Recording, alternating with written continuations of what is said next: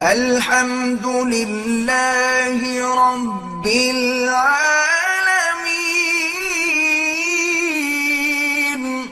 آخری مسئلہ یہ ہے کہ بیماری کی وجہ سے وقتی طور پر وقفہ کر لینا جائز ہے۔ سمجھ میں آ رہی ہو بات؟ اسی طرح عورت کے لیے بچہ سنبھالنا، ایک جڑواں پیدا ہو گیا، اب اگلے بھی جڑواں ہوں گے، وہ اور اتنی آمدن نہیں ہے کہ وہ دائی رکھیں گھر میں یا ڈے کیئر میں جمع کرائیں، ان بچوں کو خود ہی پالنا پڑتا ہے اور گھر میں اور بہت سارے کام بھی ہیں۔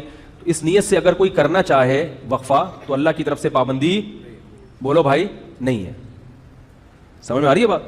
تو پابندی نہیں ہے، کوئی ایسا وقتی عارضی طریقہ اختیار کر کے وقفہ کیا جا سکتا ہے، اگرچہ پسندیدہ نہیں ہے شریعت کی نظر میں۔ اسلام میں ترغیب یہی ہے کہ نہیں کرو وقفہ، لیکن اگر کوئی کرتا ہے تو جائز ہے۔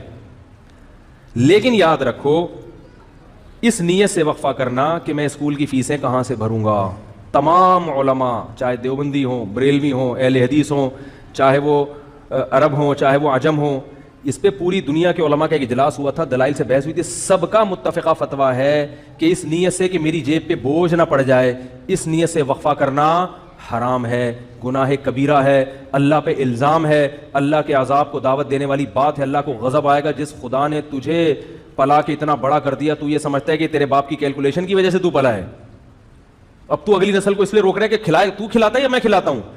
قرآن کہہ رہا ہے نحن نرزقکم، ہم تم کو بھی رزق دیں گے، وإیاہم، اور ان کو بھی۔ علماء کہتے ہیں غریبوں کے لیے نازل ہوئی ہے، اللہ نے پہلے ذکر کیا کہ تم کو بھی دیں گے، کیونکہ غریب کو ڈر ہوتا ہے میری روٹی نہ چھین لے بچہ، تو اللہ فرماتا ہے تجھے بھی ملے گا اس کی برکت سے، اور اس کو تو ملے گا ہی۔ اور آج کل زیادہ تر حمل جو روکا جا رہا ہے وہ اسی نیت سے کہ کھلائیں گے کہاں سے، تنخواہ میں پورا نہیں ہو رہا، سب کی زبان پہ یہی ہے۔ اسلام میں کیا ہے؟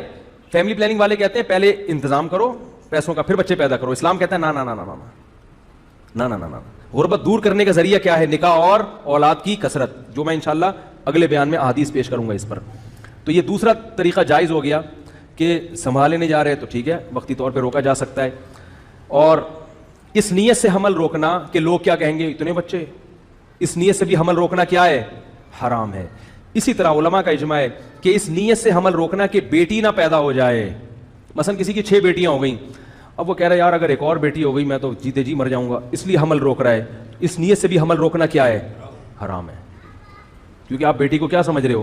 منحوس۔ اسلام میں یہ منحوس نہیں ہے، بیٹی کے خوف سے اگر حمل روک رہے ہو حرام۔ اور بہت سے لوگ اس لیے روک رہے ہیں کہ یار ایک بیٹا مل گیا، اب ہمیں ایسا نہ ہو بیٹی پیدا ہو جائے، تو اللہ کا عذاب آئے گا بھائی، اس دنیا میں اللہ برکت چھین لیتا ہے۔